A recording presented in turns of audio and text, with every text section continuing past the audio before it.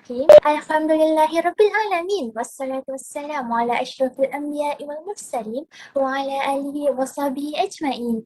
Assalamualaikum warahmatullahi wabarakatuh. Salam puas, salam kasih sayang dan juga salam wirwarna. Sebelum saya memperkenalkan ahli-ahli panel kita pada hari ini, izinkan saya untuk membawa fikiran para hadirin kembali ke zaman penjajahan kolonial barat pada suatu ketika dahulu. Pada abad ke-17 telah menyaksikan kebangkitan kuasa-kuasa barat seperti Belanda, British dan juga Perancis sebagai kuasa penjajah untuk merebut kekayaan dan juga tanah jajahan di seberang laut. Pastinya kedatangan kuasa barat ini bukan sekadar memasang angan-angan kosong, namun pastinya mempunyai maksud dan tujuan mereka yang tersendiri. Sesuai dengan tajuk forum kita pada kali ini iaitu kolonial barat dan juga maksud kedatangan mereka ke timur. Sebelum saya mengupas tajuk ini dengan lebih mendalam, terlebih dahulu, mari kita berkenalan dengan dua orang ahli panel kita pada hari ini. Baiklah, di sebelah kanan saya, ahli panel yang pertama iaitu Saudara Amar Syami bin Sulaiman yang merupakan pelajar pendidikan di Universiti Utara Malaysia. Apa khabar saudara? Baik, insyaAllah. Seterusnya, nampak pemalu tapi bijak berkata-kata, Saudari Siti Natasha binti Samsudin yang juga merupakan pelajar di Universiti Utara Malaysia. Selamat datang juga buat saudari. Apa khabar saudari? Baik, Alhamdulillah. Sebelum saya menyimpan dengan lebih jauh soalan saya pada panel yang pertama, apakah sebenarnya maksud kolonialisme? Dipersilakan. Okey, terima kasih kepada Saleh Huda di atas sebutan tadi. InsyaAllah pada malam ini saya akan menyampaikanlah berkenaan dengan maksud kolonialisme itu sendiri. Okey, jadi untuk soalan daripada Saleh Huda tadilah berkenaan dengan maksud kolonialisme. Di sini saya mengambil dua sumber iaitu pada sumber yang pertama iaitu sumber daripada Postcolonial Hermeneutics pada tahun 2004 di mana terma ataupun istilah kolonialisme ni diambil daripada perkataan Latin iaitu kolonia yang bermaksud pertanian ataupun penempatan. Secara tafsirnya kita lihat bahawa perkataan kolonialisme ni dia membawa maksud penaklukan dan juga penguasaan tanah harta benda penduduk tempatan oleh penjajah asing. Kolonialisme pada awalnya dia selalunya dikaitkan dengan orang-orang Rom di mana mereka tinggal di negara lain tapi dalam masa yang sama mereka mengekalkan kewarganegaraan mereka. Itu artikel yang pertama lah. Kita juga masuk kepada artikel yang kedua iaitu iaitu daripada Hegemony Intellectual Kolonialisme dalam novel Melayu iaitu ditulis oleh Azhar Haji Wahid dalam jurnal Melayu di mana penggunaan istilah kolonialisme ni bergantung kepada dua aspek iaitu yang pertama aspek masa dan juga yang kedua iaitu aspek di mana keadaan ia digunakan. Istilah kolonialisme ni kita lihat dia ada dua maksud kalau menurut pandangan ahli sejarah. Maksud pertama ialah kolonialisme ni merupakan satu proses kuasa untuk mendapatkan pendapatan baru melalui penaklukan dan juga penghijrahan. Apa beza kedua-dua tu? Pertama, penaklukan kita lihat maksud secara nampak dan jelasnya iaitu lebih kepada penaklukan perluasan kuasa melalui tindakan ketenteraan. Itu ialah itulah penaklukan. Yang kedua ialah penghijrahan. Hijrah ni kita fahamlah maksudnya iaitu perpindahan rakyat ataupun satu kuasa daripada satu negara ke kawasan yang belum diterokai oleh orang lain. Jadi kita lihat pada maksud yang kedua iaitu kolonialisme merujuk kepada dasar melalui kegiatan imperialisme. Jadi apa itu dasar imperialisme? Imperialisme ni adalah dasar di mana satu negara yang kuat menguasai dasar negara yang lemah. Jadi ahli sejarah kebanyakan mereka menerima definisi kedua sebagai definisi kolonialisme. Mereka menerima definisi kedua ni sebab mereka faham bahawa kolonialisme ni dia lebih kepada satu bentuk penindasan, penghinaan dan juga eksploitasi yang dilakukan oleh kolonial barat terhadap negara-negara Asia Tenggara iaitu kepada penduduk peribumi sendiri. Jadi kita lihat kepada daripada dua artikel tadi, dilihat bahawa secara rumusannya bahawa istilah kolonialisme ni tertumpu kepada bagaimana kolonial barat mereka meluaskan pengaruh mereka terhadap penduduk tempatan di negara Asia Tenggara, iaitu kita panggil sebagai negara timur jugalah. Asia Tenggara ni sama dengan timur. Seperti kita lihat di Malaysia, di Indonesia, Singapura, Vietnam dan juga negara-negara Asia Tenggara yang lain. Okey, kita lihat contoh yang kita paling dekat lah, iaitu di negara kita, iaitu negara Tanah Melayu yang dipanggil pada masa lalu, iaitu di mana kita pernah dijajah oleh beberapa kolonial barat, iaitu Portugis, Belanda, British dan juga Jepun. Okey, hampir 446 tahun negara kita dijajah oleh mereka, dan akhirnya pada tanggal 31 Ogos 1957 kita dah rasmi secaranya merdeka dan melalui proses perundingan tanpa apa-apa pertumpahan darah daripada penjajah sekalian, insya-Allah. Jadi insya-Allah itu sahaja daripada saya berkenaan dengan maksud kolonialisme.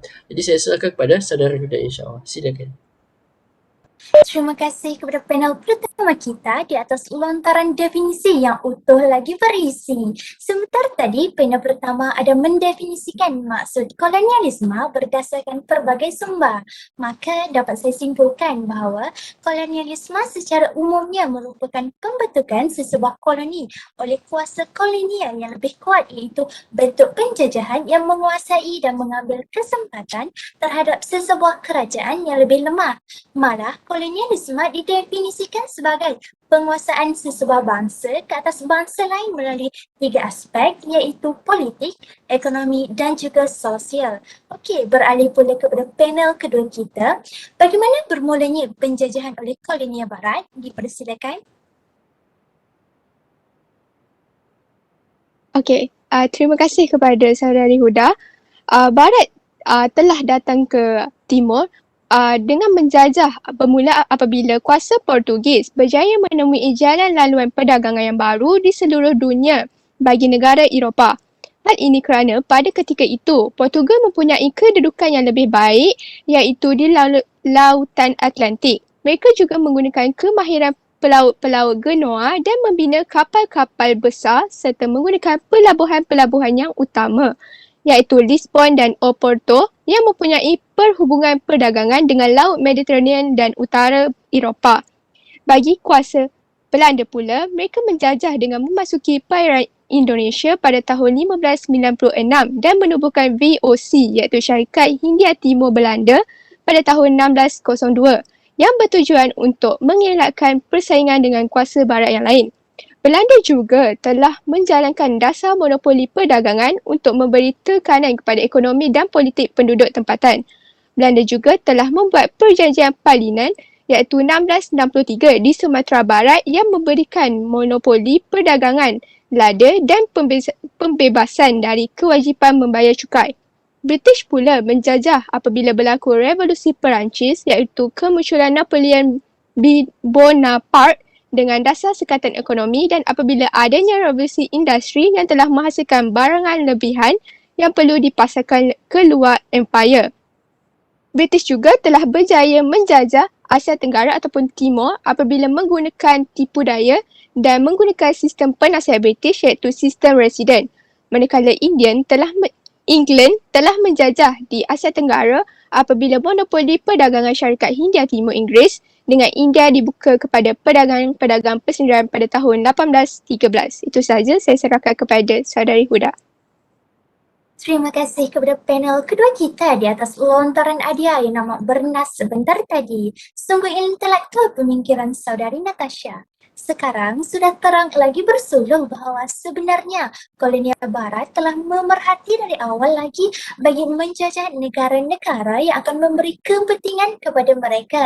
Justru itu, mari kita merungkai apakah sebenarnya maksud ataupun tujuan kolonial barat menjajah negara-negara tersebut. Dipersilakan saudara Amar.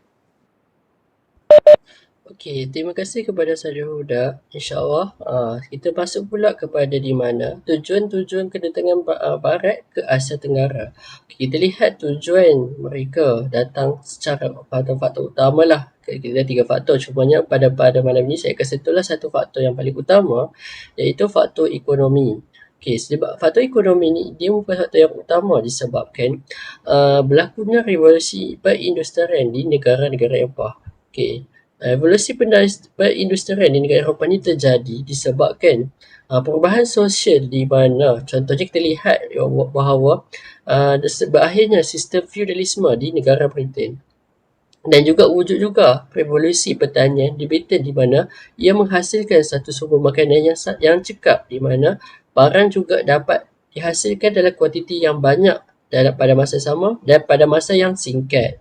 Nah, di mana berlakunya penggunaan mesin yang maksimum. Okey.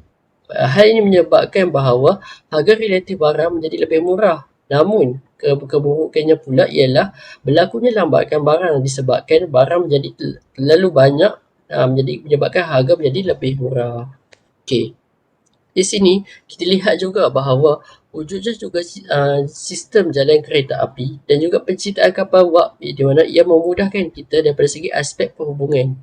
Dan kita lihat bahawa di sini negara-negara barat mereka bersaing untuk mendapatkan bahan mentah dan juga pasaran bagi memasarkan hasil pengeluaran mereka masing-masing. Contohnya seperti kita lihatlah, kita lihat bahawa kolonial barat, iaitu kita lihat contoh seperti tadilah, Belanda, Portugis, Britain dan juga Jerman, mereka berhasrat untuk menguasai perdagangan rempah di Asia Tenggara, di mana tujuan mereka adalah untuk memasarkan pasaran di Eropah sendiri. Okey, jadi itu sahaja untuk faktor Eropah. Jadi saya beri kepada saudara Huda sekian, insya-Allah. Begitu hebat hujah yang diutarakan oleh panel kita sebentar tadi. Menerusi huraian yang disamparkan oleh saudara Amar sebentar tadi, dapat kita lihat bahawa kekayaan ekonomi dan juga revolusi perindustrian serta pertanian yang melonjak naik pada ketika itu telah menarik minat kolonial barat untuk menjajah demi kepentingan mereka untuk mengauk keuntungan sebanyak yang mungkin.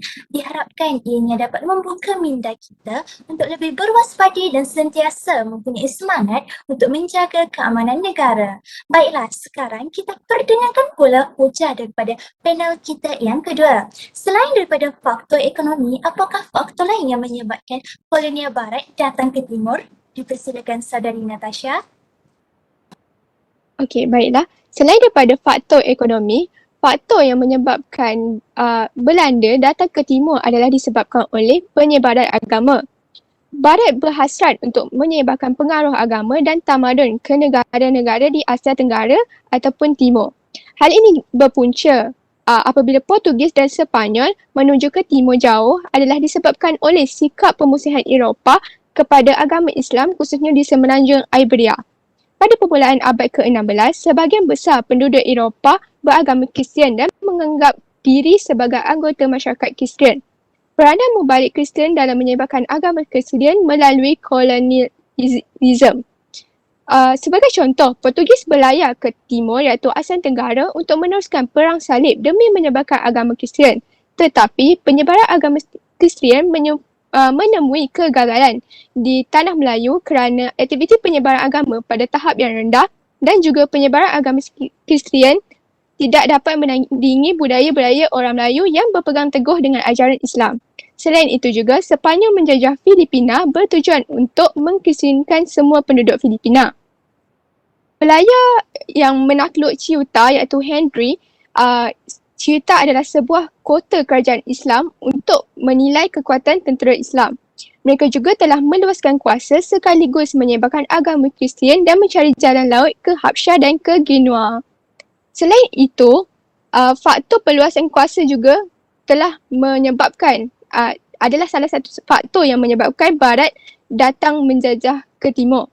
Faktor perluasan kuasa dikaitkan dengan revolusi industri iaitu kolonial Barat berlumba-lumba untuk mencari kawasan jajahan di Asia Tenggara. Hal ini bertujuan untuk menyebarkan pengaruh Barat terhadap penduduk-penduduk di sekitar Asia Tenggara.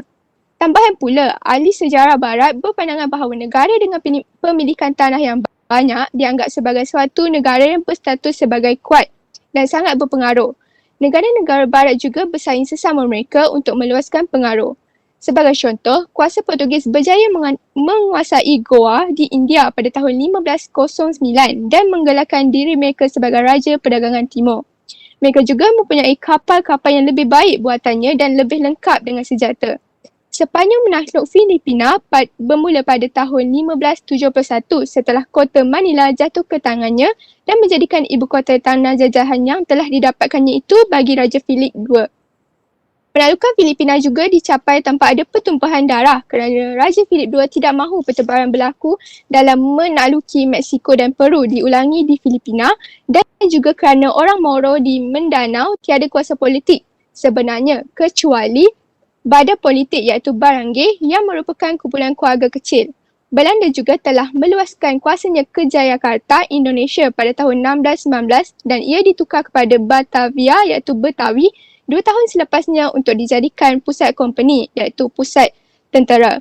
Mereka juga telah meluaskan pengaruh di Banda pada tahun 1621 dan menguasai Melaka pada tahun 1641. Mereka telah mempunyai loji perdagangan di Aceh, Patani, Johor dan beberapa pelabuhan di pantai utara Pulau Jawa. Kedudukan Belanda di Sulawesi Utara menjadi lebih kuat setelah benteng Amsterdam didirikan di Manado iaitu pada tahun 1657. British juga telah menjajah Kepulauan Melayu apabila wujudnya zaman revolusi industri pada pertengahan abad ke-18 yang berlaku di Eropah. Revolusi ini menyaksikan kemajuan sains dan teknologi dalam bidang pertanian, perindustrian dan pengangkutan. British juga telah meluaskan kuasa ke negeri-negeri Melayu melalui perjanjian Bangkok antara British dan Siam pada tahun 1909. Perancis juga telah meluaskan kuasa bertujuan untuk bersaing dalam perdagangan di Asia Tenggara pada pertengahan abad ke-19. Mereka telah membentuk Compagnie d'Oran 1642, Compagnie des Indes Orientales 1664 dan Compagnie des Andes 1719 dalam aktiviti perdagangan. Perancis telah menduduki kokain Cina, Pegu, Arakan dan telah singgah di Pelabuhan Melaka pada abad ke-19.